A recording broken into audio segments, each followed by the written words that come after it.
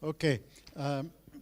Lecture on Nietzsche is perhaps one of the most interesting things a person can be assigned.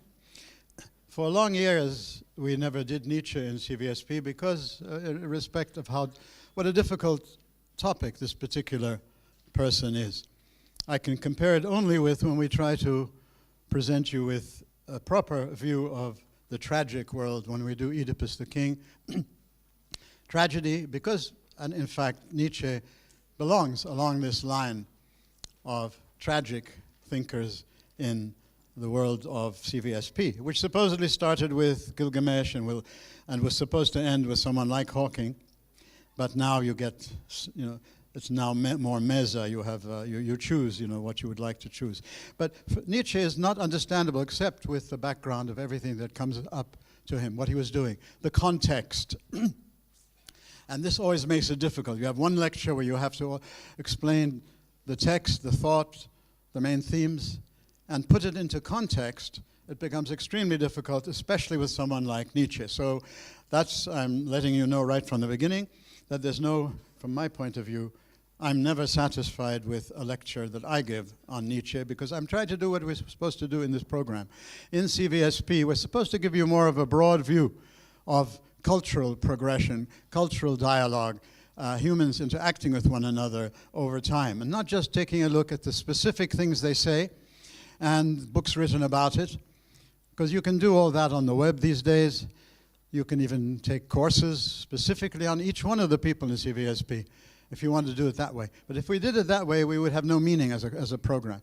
So therefore, what I will try to do, and the only thing I want you to judge me on today, frankly, is will I be sufficiently able to communicate to you what Nietzsche himself says, that every philosophy you ever come across is an autobiography of the philosopher.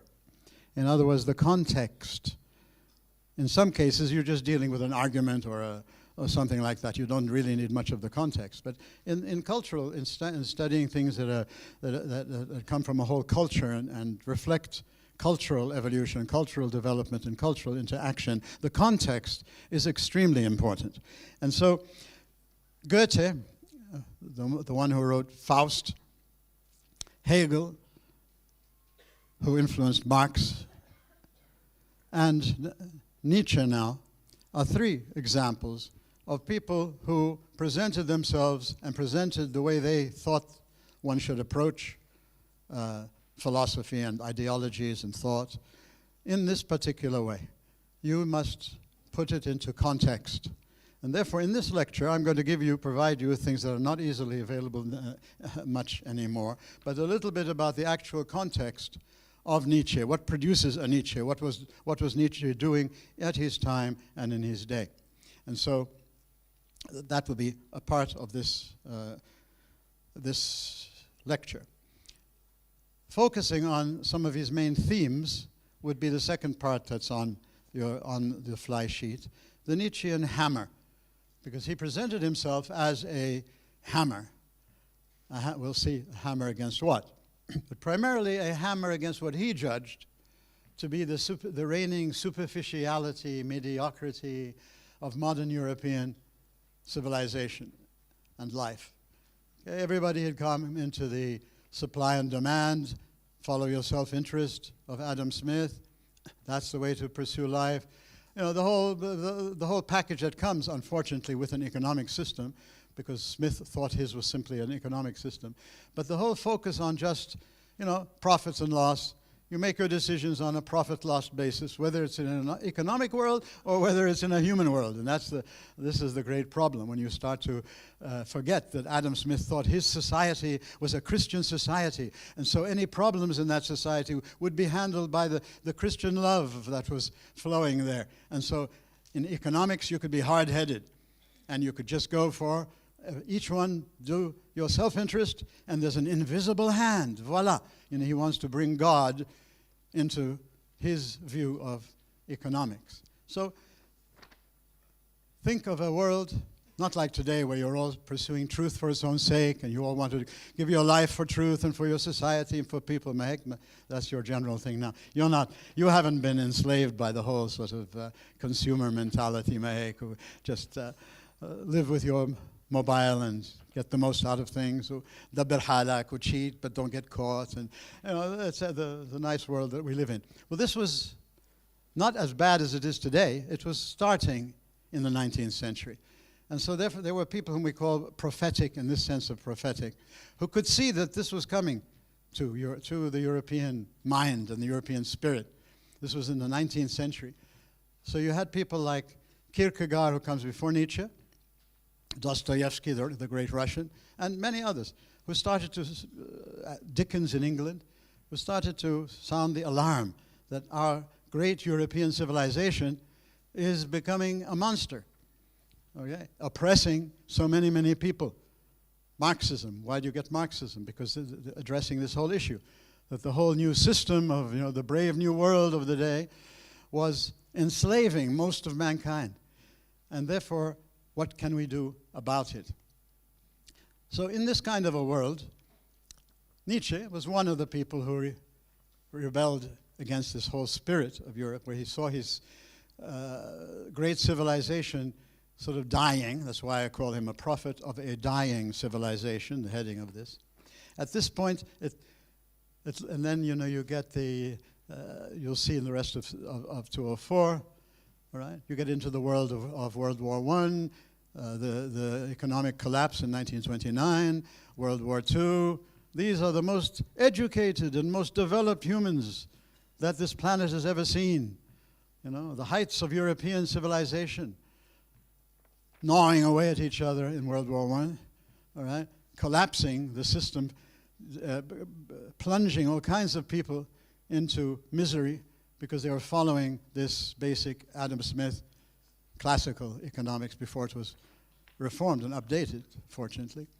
And this is the world of that Nietzsche ahead of time, that's why we call him prophetic, like a Dostoevsky, like a Kierkegaard. And it's very interesting. I want to tell you, we don't do Kierkegaard because these are difficult people. But Kierkegaard came before. He was a Danish philosopher. Again, very influenced by Hegel and people like that, but rebelling against the whole Hegelian mentality, but also looking at his Christian world, and he calls it Christendom, and distinguishes it from Christianity, all right? And so he develops an existential philosopher, and he's the most important precursor of existentialism in the 20th century. So he rebels against the mediocre Christian society, where, of course, there are always individuals and groups who are serious, but the whole nature of the whole society, that which would allow you to call Europe Christian.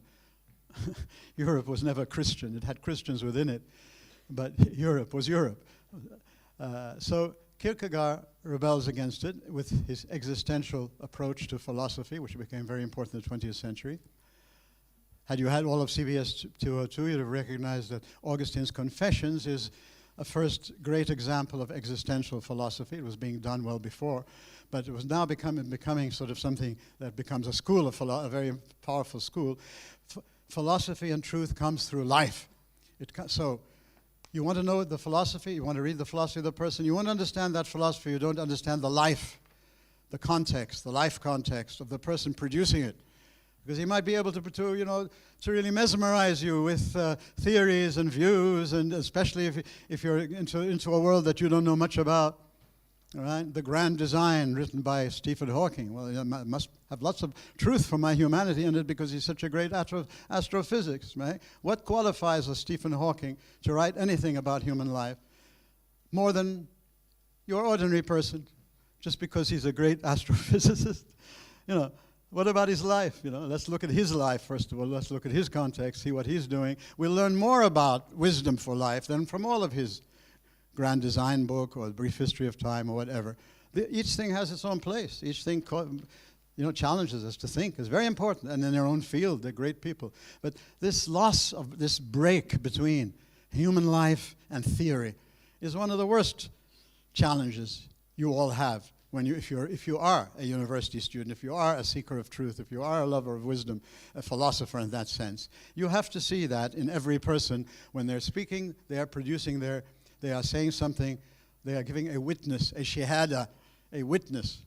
All right? So witness is not just the shahadatain in Islam or whatever witness that you get from religious world. Witness is the heart of what Nietzsche is telling you about. Your theory you should be living it. Or don't waste people's time or even ruin people with it. And just to give you one example quickly about this, once he was walking with a friend, a fellow friend, philosopher, and it was Sunday morning, and in Europe, in the Protestant world of Europe that he was living in Germany, everybody goes to church on Sunday morning. And so this student comes by and says, "Oh, good morning, Professor Nietzsche. You're going to church, of course." And so Nietzsche said, "Yes, of course. Have a good day." So his friend looks at him and says, "Sure, you're going to church. You're a professed atheist. You want to go to church?" So he tells him, he said, "Look, every truth, theoretical truth, is not for everyone. All right? You need to have the discernment, the humanity of not being just a machine, a militant machine, preaching whatever it is you want to preach. You have to be a human being. With every person you come into touch with, you have to deal with that person as another human being who is equal to you and respectful to you." So he had great respect, this Nietzsche. One of the great things that attracted me to him when I first discovered him as a student was when getting into his autobiographical materials, things he had written about himself, was this person who was sort of presented as the great monster of the Nazis used him. He hated the Nazis. Right? But God is dead. Oh yeah, so everybody wants to be an atheist today. Oh, Nietzsche, Nietzsche was Habibi, if you really read and understand Nietzsche and you continue to be the kind of atheist you think you are, you'll be sadly disappointed. You'll either be challenged to be a more serious human, so atheists, these are just categories, or you will not, you won't have understood Nietzsche. Nietzsche was attacking everybody with his hammer to get them to be aware again that life is about excellence. Life is about living life with challenge. Life is about suffering. So, the whole thing about suffering and avoiding suffering and utilitarianism, that comes from hedonism and Epicureanism. What is life all about? What is intelligence all about? Always calculate that whatever you choose will bring the maximum of pleasure and the minimum of pain. And when it becomes part of a democracy, it's to the maximum number of people. All right? Not that now we have become altruistic, now we're concerned for people. No, utilitarianism is just like hedonism and Epicureanism, exactly the same. The two masters of human life are pain and pleasure. That's what the utilitarians teach us. The two masters, we are slaves. All right? We are slaves of passion, of pleasure and pain. Yeah, we're animals, so as animals, that's what, animals, I don't know of an animal who goes seeking pain. Nietzsche tells you that what makes you human is that you recognize that you're not a slave of pain and pleasure, and that you should devote yourself to the Uberman, to the Superman, to a better quality of humanity. That's the meaning of his Superman, his Ubermensch, is that you should devote yourself, you should at the same time be grieving because you're watching your great civilization become deteriorated. See, this is the existential part of the context of a Nietzsche. Watching a whole, he was greatly, devoted to all of the classics and all of the whole history of Europe and all the wonderful things that they have achieved and the scientific revolution and all of that. He was fully into all this. But what did he see? Humanly speaking, he saw a society of people becoming not even, Ahmar is much more developed than the sheep, they'll become a herd, okay? So the herd becomes, so when he talks about morality, okay, master morality and slave morality, these are things you'll be discussing. When he talks about master and slave morality, when you notice the things that he puts there, basically it's the slave morality is a form of herd morality, where you just follow the leader, not just follow the leader as a good sheep, and does it automatically, but you follow the leader as a slave. You follow the leader because that leader is going to feed you more, give you more money, more position, more something. You know, you're not even a self-respecting sheep who just does what a sheep should do. You're a human, and you have much more potential and much more responsibility. See, the heart of all great philosophy and all great religions and all great systems is when they put you face to face with your responsibility, so you can get away from the enslaving power of determinism. Oh, we're all determined, Mahek, and the more we study things, the more we can find, the things in the brain and all of this, all justification, so I don't have to be responsible, all right? I can always pass the buck to something. It's somebody else's fault. The politicians, but as soon as I have a chance to be corrupt in Lebanon, I go for it. This is Nietzsche is a great moralist, all right? Nietzsche was trying, in his own society, in his own context, speaking to the people and their moralities and their views, he was trying to wake them up to be human again, all right? And that this is, so when you miss this aspect, you just read what he's writing, you miss what he's writing it for, who he's writing it to, the context of it. Philosophy is autobiography, he says, okay? Goethe has said you can only understand anything, a great work, if you see the context of the person producing it, Hamlet, who was Hamlet written by? Shakespeare, all right? Shakespeare. Maybe it was Peter Shebaya in one of his previous incarnations. I mean, who cares? We have the text. This is called textolatry. When you start to worship a text, okay? In religion, if you start worshiping the scriptures rather than making use of the scriptures for humanity, you're the worst enemy of monotheism. The monotheistic God is not happy with what you're doing to monotheism, all right? When you just sort of start to use the thing as a sanam, as an idol, all right, rather than as an expression of something that you can make use of in the best possible way for the sake of humanity. So this was Nietzsche seeing his Christianity, like Kierkegaard before him, become Christendom, a kingdom, rather than a challenge to the human being. To become more human, to be more concerned for humanity, for history, for all of that. This is our good friend Nietzsche. Kierkegaard, following this path, develops what many people in the 20th century follow him in his existentialism, what is called Christian existentialism. Reforming Christianity, reforming the understanding of Christianity, reforming the social and political abuse of Christianity. And so you get Kierkegaardian Christian existentialism, all right? Nietzsche, you get he primarily is thought of as influencing atheistic existentialism, but believe me, and I've been with this for 50 years now, he has influenced more Christians in the 20th century than he has influenced atheists, because atheists simply took him at face value, all right? A justification for their atheism, not taking into the context, not really focusing on the excellence and the suffering that he tells you have to go through if you want truth, but just taking the ishri, the shell. The Christians had to take it seriously, because it meant you had to really look at your Christianity. You had to live your personal life. You had to look at how it was being applied in societies and in the monasteries and in all the institutions and the priesthoods. And you had to start looking at how this Christianity was being lived, and you get a much more purified and distilled form of what Christians think Christianity, why Christianity is such an important part of our humanity. This is Nietzsche then. Nietzsche living in the world of Protestantism in Europe, which meant certain cultural things as well. That's why I even mentioned Protestant. It's not the Taifiyya, but it has a whole cultural legacy around it. Let me just take you a little bit through these, Malish, and it'll be a break, and then I try to continue. Nietzsche, therefore, I put all this here is because there's no one Nietzsche. And it's not a simple thing that, you look at Nietzsche, you read some of his works, now you know Nietzsche. Nietzsche is somebody that maybe 50 years from now, if you're still living, you'll be discovering new things in him. I call it the tragic trajectory of the prophet of a dying civilization, because he felt his civilization was dying. When you read Thomas Mann in this course, all right, Death in Venice, once again, it's the same sort of notion behind the story of death in Venice. There's the death of Europe and the death of European civilization as a challenge. Now, they came to the challenge, and Europe didn't die and continued to produce great things as well as great miserable things. But it's when people are challenged and it makes an effect on society that you really get human progress. So people have thought of him as a god, so they worship Nietzsche. and they become Nietzscheans, all right? And he would say, I have nothing to do with these people. I'm not creating a new ism. And he says this in one of the quotes here, if I get through them all. I don't want to become a new idol.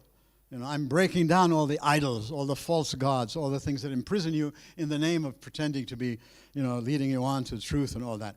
Is he a god? Is he a demon? Because a lot of his the anti-Christian things he writes, the fact of death of God, is he a demon? Is he an angel of light? An angel of light in the monotheistic world means Satan coming pretending to be an angel of light. Going back to supposedly the Genesis stories of the serpent there representing a simple symbol of the devil coming, apparently giving them light. If you eat of this tree, you'll become like gods. You'll be your own God. So is he is he sort of confusing us? Is he a genius? Is he a madman? Gibran in the Prophet has a madman in it, and he gets it from Nietzsche. Is he a prophet? Did he really see things coming that others were not seeing? That's the meaning of a secular prophet here, not a religious prophet. He could see things just from what's going, analyzing what's happening, seeing it, seeing beyond what most people were seeing. Or was he, this is the title of one of his books, human, all too human? Or these are all, things sifat, the things, adjectives you put to people. But he was a human being trying to, so when we look at him in this whole progression of saying, don't separate the human from the ideology or the philosophy or the religion they're preaching. It's this integrity that's one is being challenged to continue to look for. Don't take it for granted. Integrity is extremely important. That's why if you don't understand the context and the person behind what they're saying, because you see the opposite of it can be, you can go to another extreme. And you can be ad hominem, as we say. You can start to attack the person because you don't really have any way of arguing with them. So you attack the person. He's got a good argument, and you can't argue with him. So, but he's a miserable guy. Look, he plays with his mobile all through the court. I'm talking about the thing. So that's the other extreme. But another extreme over here is to divorce the human element totally especially from anything that's preaching meaning of life to you and guiding you and telling you, follow me, so that you don't become the sheep. You need to see that's a quality of life. And a Nietzsche today would be seeing different things than what he saw in his day. So when you just follow what he saw in his day, you're being not even a good sheep, all right? But if you get the message, look, see, distinguish. Don't just reject and don't just accept. Look, consider, give and take.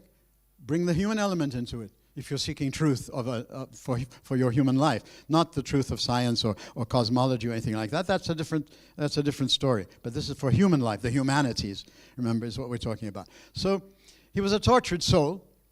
So, it was anything from a perfect human being or anything like that. Nobody's going to try to make him, certainly not me, make him, the perfect human. He's a human, all too human. And what is his particular gift to us as a human who's trying to communicate something to us? To his culture, he challenged a lot of people, and a lot of people did respond and did make an effect, certainly throughout the 20th century. But he himself was a tortured soul. He was split. He had a kind of a schizophrenic situation where he had been so attached to his Christianity, all right? And in Christianity, Christ becomes the focus of your attention in religion, all right? And now he is attacking the Christendom and not knowing how he can separate the two, although he keeps trying to separate the two, separate Christ from the Christian society. He becomes, it's too much of a challenge. That's one way people have understood him or respect him and like him. So he took upon himself too much of a challenge. The thing was too difficult to do, and he tried to do it on his own. So let's just go through a little bit of his own stuff. These are 4 references, by the way, of different approaches to Nietzsche, if ever you wish to follow. Walter Kaufmann has translated a lot of his works and has his own Nietzschean interpretation of Nietzsche. I don't know that Nietzsche would have liked Kaufmann's interpretation, but that's a valid interpretation. Not the perspective system, but the text. Reinhardt, for me, this was the first thing I read, and that really took me into the biography and the autobiography. William Barrett, in his Irrational Man, a very, for popular books that help you get into things in the 20th century, William Barrett's Irrational Man. And we have our own Peter Bornedal in sort of professional philosophical investigation of Nietzsche, and Nietzsche's the actual things he says, and that how you can get out of them a lot of philosophical fruit. Peter Bornedal, our own professor, has written books, and here, just to get the flavor of what you're getting in each of these books, in Reinhardt's book, it's called The Existential Revolt, and so it's an extremely important document in the 20th century of what was happening in philosophy when this whole current came in, that we're sick of theory, we're sick of preaching, we're sick of this, we're sick of that. We want something descriptive, narrative, life, existential. The existential mode is descriptive, is narrative and descriptive. As soon as it becomes dogmatic, it's lost the existential aspect of philosophy. It's making use of some existential techniques, but it's reaching an ideology, a final belief system that it wants to preach at you. So the Existential Revolt helped me when I was a student. This was the first great book. I was studying Nietzsche, I was studying other things, I was a philosophy major and all that. But this book opened my eyes to this whole aspect that is so important when he says philosophy is autobiography. Irrational Man, not who am I? I'm the rational man. Yes, of course you're the rational man, but there's so much more of you than just what Cartesian or Kantian or any other form of telling you what your reason is. And if reason is that, then I want to be irrational. And this is going to be Nietzsche. If the words you're using means this, then I don't want that. If truth means this, the mediocrity you have and all of that, I don't want truth. I prefer error. All right? So it's very difficult to understand Nietzsche, and I'm trying to just warn you that don't think it's going to be simple when you go into Nietzsche. But hopefully you get some of the flavor of what he's doing. Beyond Good and Evil is the book I'm referring to. So on your fly sheet, all the numbers there are references to the aphorisms. He wrote in aphorisms in this book. And the aphorism approach is precisely that. Each one challenges you. It's not you have to read the whole thing, you get a system, all right, memorize it or learn it, absorb it, give it back on an exam, get a good grade, now you know Nietzsche. Right? Aphorism is telling you there are important items we have to keep our minds on if we think we're philosophers or we want to develop. And so in every one of his aphorisms, he brings the whole of what he's trying to get you to do. And that's the aphorism approach to writing, as opposed to simply the speculative, theoretical. In the aphorism is challenging your whole being to respond to it. Your mind, of course, but also your experience, your life, your everything in you. The whole man, the holistic approach, rather than just cutting off somehow reason so it becomes like a computer, and a very developed computer, and you think you can understand everything by studying it in that way, which some people do, and that might be the truth. I'm trying to tell you what I think Nietzsche and people who've benefited from Nietzsche get from him. So philosophy is autobiography, the union of biography and his output as an integral whole. Philosophy is autobiography. Nietzsche himself calls Goethe, his predecessor, the one who wrote Faust, his letters to Eckermann, where you get his autobiography and his interaction with how he was writing Faust and what was happening when he wrote Faust, the first Faust, and then the second, and then the final, and you see the whole process of Goethe's Faust, how it was being produced by the interaction of Goethe's life with the great work that's called Faust Part 1 and Faust Part 2 nowadays. So he calls Goethe's letters to Eckermann the best German book, not his Faust, because Faust became a great work in the whole German world, and certainly beyond afterwards. So Nietzsche doesn't say Faust is the greatest book, all right? He's saying the one who produced Faust is what you really need to look at so you can understand Faust and understand more than just Faust. And that's what Nietzsche was trying, that's the prophetic element that he was trying to, because a prophet always has to produce things that people don't want to accept, has to convey things that people are blind to, right? So in that sense of prophet, not as a religious prophet, a wake-up call. Thus spake Zarathustra, Ecce Homo, are all examples of his own autobiography being poured into these works. Augustine had done this in his Confessions, which you would have covered had you been taking CVSP as a thing. Augustine's Confessions is exactly that. telling you what he believes, but in the context of his life and the person and all of that, so that you can look at it far more than just the, Augustine wrote 1,000 works, so he wrote philosophical and theological works, but the existential work that you get from Augustine, which affected all of these people, and many of them acknowledged it. Goethe, Nietzsche, this is the kind of approach that you may never hear about again unless you go into philosophy or something. And so you may think all of life and all of philosophy and all of the search for knowledge is exactly what you're doing in the sciences and cosmology and all of that. That these people are warning you that if you neglect this aspect, the existential aspect of your search for your own truth, and use your mind to understand it, so it's not against your mind, it's giving your mind information and experience so that your mind can actually do something with it, not just your mind off on a trip into abstraction and worshiping the latest idols. Brief biography, okay. If they're on your sheets in those slides, because many of these slides are on your sheets, I'm not going to go into, I don't have time to go into them in detail, but you can see how he starts off in a Lutheran family, and then he becomes a brilliant man. So he was, he is awarded his doctorate in 1869 without examination, and appointed a chair of classical philology at that time. Now, this doesn't happen to a 25-year-old in the world of academia. This was a brilliant man. The Birth of Tragedy, his first book, lets you see that he was very attracted and influenced by the whole world of tragedy. So if you haven't had tragedy in CVSP, and that should be something you should have been focused on as one element, so you understand different peoples and how they think, all right? It's interesting that the first book he published, it was The Birth of Tragedy. So he was, what was tragedy for him? The basic tragedy for him was the tragedy of a great civilization like the European civilization coming crashing down into the consumer world of the computer and technology and everything mechanized and the dehumanization. All right, this is a tragedy, something great being destroyed. In CVSP 201, you see, I must mention some of these. I won't let you leave CVSP without having mentioned what you should have taken. Thucydides. That's why Athens was defeated by Sparta.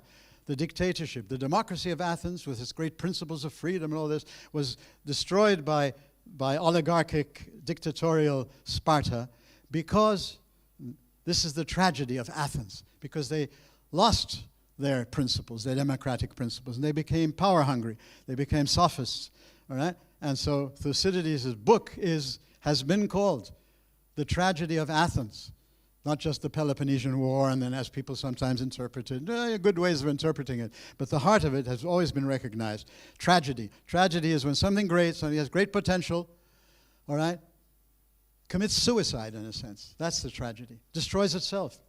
Athens destroyed itself by not following the principles that were enunciated by Pericles and their democracy and all that.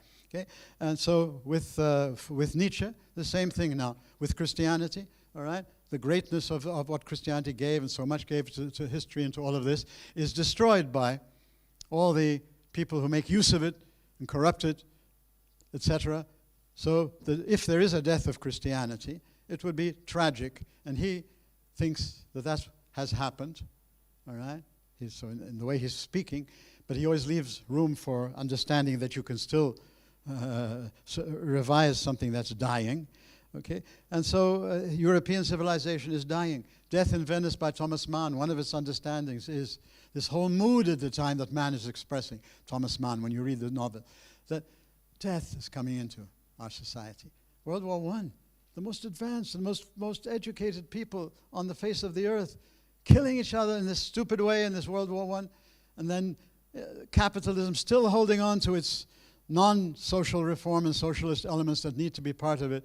No, a king in Africa is worse off than the most oppressed worker in our capitalist society because of the trickle-down effect. Oh, lovely, it all sounds wonderful, May, but look at what it does to people, you see. And so this tragic element of something great about committing suicide. Nobody's killing it from the outside, really. It's being killed by its own lack of excellence and lack of, sort of becoming mediocre. So then, towards the end of his life, he loses it. And there are different interpretations of why he goes mad. He says the madman, if you like. One doesn't use these terms anymore, but when he loses control of his mind. Now, some people, those who love him and like him, think that it's because he set too high a standard for his own life. A human being cannot, on his own, a human being on their own cannot do what he was trying to do.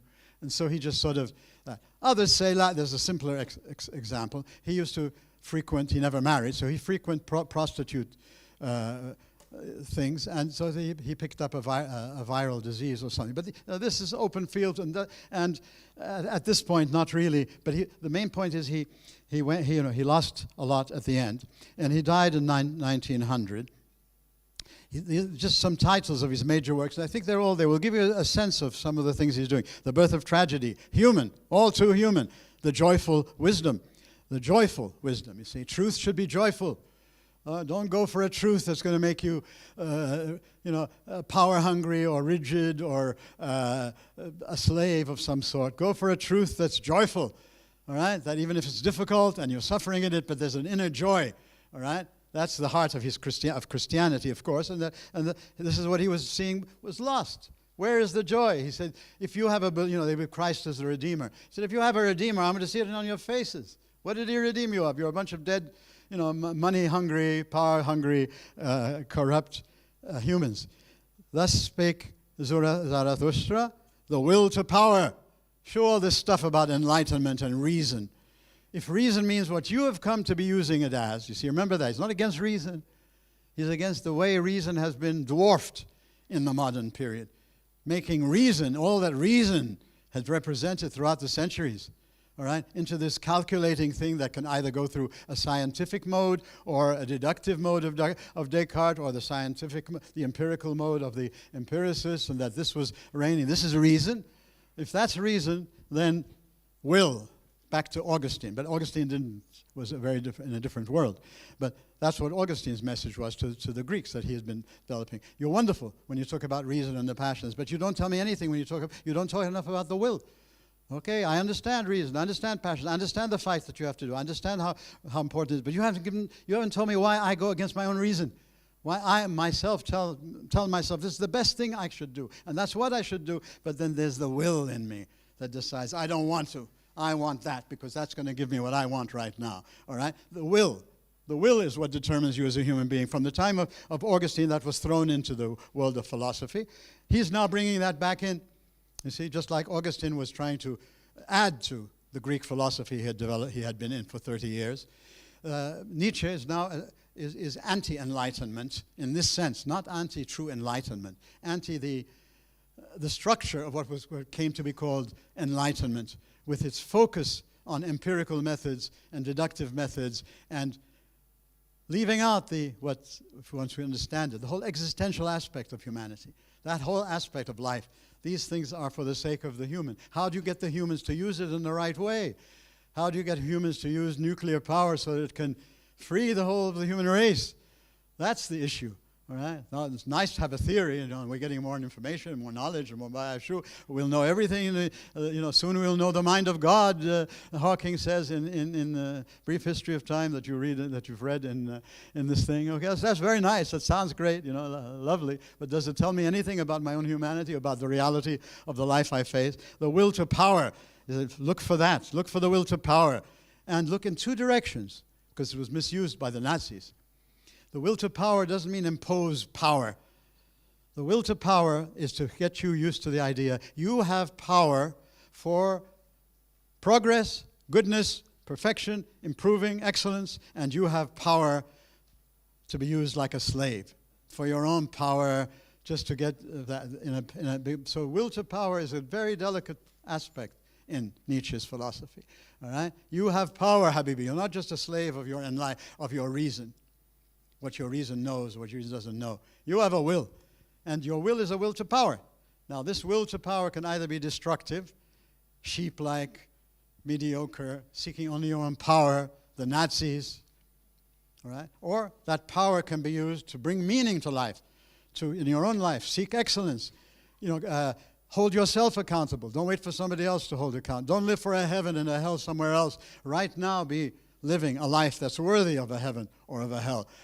Focus on the quality of human life, which is being lost in the whole world of, the dehumanized world of technology and all the other wonderful things that we worship in the modern world. On the genealogy of morals, the Antichrist. Now we're getting into his biography and autobiography. This man never, he's kind of schizophrenic in terms of shedding his Christianity and still being influenced by his Christianity and never never stopping to think of Christ as the best example of humanity. And so leading to say, well, I'm the Christ. If there is a Christ, then I'm the Christ. If there are gods, then I'm a god. Let's look at some of his works that he actually speaks about. This is the book I use, not in this particular edition, but the Beyond Good and Evil. Now you can get stuff off the web. I've never done that because we've always had a choice. I've wanted to use book and the thing, and so all the numbers on your sheet are numbers to this particular of aphorisms in this particular book, Beyond Good and Evil. And what he means by this is beyond ordinary good and evil, beyond the sheep-like good and evil that you simply accept because that's what society is telling you to do. And you never think about what's the meaning in these laws and how are they being applied, and are they helping to enhance life, or are they just sort of rules to sort of keep you a dog collar, or something like that. So beyond good and evil. Not the first time this has been mentioned. Previous people had spoken about this, that this is one of the problems of humanity's progressing, is they get attached to a certain system of morality, and they don't even know what it means. They only look at it in the surface way. They only apply it in a power way. They never looked for the heart of what it was meant to achieve. So beyond, that's the beyond good and evil. That's why in monotheism, God is beyond, Allahu Akbar. That, whatever you say, don't think you've become God. Now you understand God. So if there's no God, at least don't put yourself in the place of a God. Because as soon as you put yourself in the place of a God, you treat everybody else not as that kind of a God would, but you would just simply impose your power on them. These are various meanings that, unfortunately, nobody bothers to go into. We just look at the surface of each of these things that we're reading. Twilight of the Idols, How One Philosophizes with a Hammer. All right? So now, this is the autobiographical part.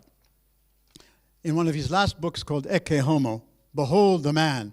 This is taken from the Christian scriptures, when the Jewish authorities bring Jesus to be executed by the Romans because they don't have the permission to execute. So they bring Jesus to the Roman authorities, to Pilate. And Pilate, in speaking to Jesus, starts to see this guy has done nothing wrong, and on the contrary, he starts to be impressed by the man. And so he doesn't want to kill him, doesn't want to have to kill him, but they're all saying, we want you to kill him. And he wants to be in good relationships with the Hebrew people because he wants to keep them good sheep following all that. So he doesn't want to disturb them, but he doesn't want to do something against what he can see right away is false justice. So he takes him and gets him whipped and tortured, and has satisfied their bloodthirst, their thirst for revenge. Maybe if they see him, how much he's suffered, they will not want me to execute him. So he brings him out, and then this is the Latin word, is ecce homo, behold the man, humanity. Okay. So he calls himself now, he puts himself in there. So just as that was saying, you want to know what humanity is? Look seriously at the life of Christ. That represents what true humanity is meant to be lived like, as principles, not just to imitate. He calls himself I'm the man. Look at me. And so there are 4 parts to this book. Why I am so wise. Why I am so prudent. Why I am writing such excellent books. Why I am a fate. This is one of the last books he writes when he's lost it a bit, but he's still able to write interesting things.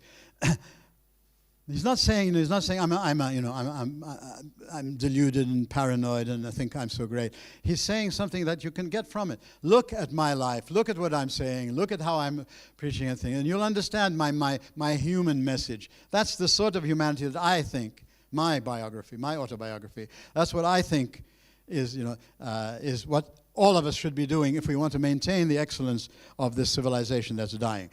These some snippets from his autobiographical works. His war strategy, to attack only matters that are victorious, only where he stands alone without any allies. See the challenge. Never to attack persons ad hominem, but to use them only as a huge magnifying glass to make visible some creeping but as yet intangible crisis. There's a disease going, nobody's noticed it. The disease of mediocrity, all right? The disease of killing this society is going through, nobody's noticing it. So he's attacking the people who are allowing this to happen, not because he's attacking the people, he's attacking because what they're representing. So self-evaluation, I have contradicted as no one has dared contradict. Nevertheless, the opposite of a spirit of negation. He's not a nihilist. The bearer of glad tidings, the gospel, good news. A yea-sayer with whom the hope of the human race has been restored. And then a man of spiritual depth needs friends, unless he still has God as a friend. But I have neither God nor friends, a letter to his sister. For thus it has always been, this is very important, and thus it will always be. One cannot aid a cause more effectively than by persecuting it. I have aided Christianity by persecuting it. All right? I have aided Marxism by persecuting it. I have aided, because he attacks all of them. I have aided feminism by attacking it. By persecuting it, you get the people who have some life in these systems, and they don't just have them become a herd, to think and reform and bring the life that each of these things represent. All right? Marxism represents an attempt to try to get a more equitable distribution of all the wealth of nations of Adam Smith. All right? Feminism is trying to restore basic human rights to half the human population. All right? But is everything that happens under the name of feminism, where other things start to come into them, and so my feminism has to be this kind of feminism. My feminism, I'm preaching my own view through this. You lose the heart of what the universal aspect of what a Marxism or a feminism or a whatever ism, or a Hawkingism or whatever ism you want to, or you lose the heart of it all. So he doesn't see himself as somebody just coming to destroy. The hammer is to wake you up. All alone with myself, I am in danger of losing myself in a forest. I need help. I need disciples. You see, his recognition that, this is just too much for one person. I also need a teacher, a master. I should find it sweet to obey. If only I could find someone capable of clarifying for me. See, the search for a witness, search for a shahid, shahada. All right? That's life comes through people, finally, and through communities of people, not just one person, but at least one person. He couldn't find anybody, he says, that could help him. If only I could find someone capable of clarifying for me the value of our moral ideas. I find no one, no disciples, to say nothing of teachers. Nice, France, okay, not every truth is for everyone. If I had troubled the heart of this young girl, I told you the story about the young girl on Sunday morning, I should have been disconsolate. Another time with an astronomer in Florence, I wish this man had not read he goes in and starts to discuss with him. And then he realizes, this is his human intelligence, his human empathy. I wish this man had not read my books. He's too good. See, my books are not for people who are good-willed and all that, all right? And who won't really understand what I'm trying to do, right? My book is for the power ones, the ones who are, everybody's following as the latest guru or the leader who leads you, and you're the sheep. So I wish my influence on him could be very disastrous. This is the humanity in him, his relationship to God, when he at the time of his crisis, and then he underlines these words in Pascal: "Without the Christian faith, you will be to yourself a monster and a chaos." So he's recognizing now, in leaving what was important in his Christian faith and abandoning all of that, he is now making a self-evaluation. I've become a monster, a chaos, a lonely person with no friends or nobody to help. And then he also, but from the thus spake Zarathustra, is to see the difference, the two poles that he was always interacting. If there were gods, how could I bear it not to be a god? Therefore, there are no gods. You want a syllogism? I believe in the ancient Germanic saying, all the gods must die. And then his famous madman, which Gibran uses in his prophet. Have you not heard? This is now, I only have one part of it there. But you want to talk about God is dead? You know what I mean by God is dead? We were assassinated. We've assassinated the best thing that ever was there. So now what conclusion should we take from it? Well, we have to be what he represented. And if you're not doing that, you're not a Nietzschean atheist. You're a garden variety atheist. Right? You're not a serious, tragic atheist as he was. The love-hate cycle, thus the cycle began. He writes to Lou Andrea Salome, one of the wonderful women of that century. Thus the cycle began, and it goes on. Where will it end? After having run the full course, Where are we to turn? Perhaps we will have to make a new start with faith, perhaps a Catholic faith. In other words, he knows his Protestant faith. Now he's saying, maybe I should look into other faiths. All right, and not just, don't take me as a giving you the last word on everything. There is no God, there's no that like that. My own experience has taken me this far. Maybe I should look somewhere else. And these other, I think they're all on your sheets, so I won't hold you any longer. Thank you for staying this late.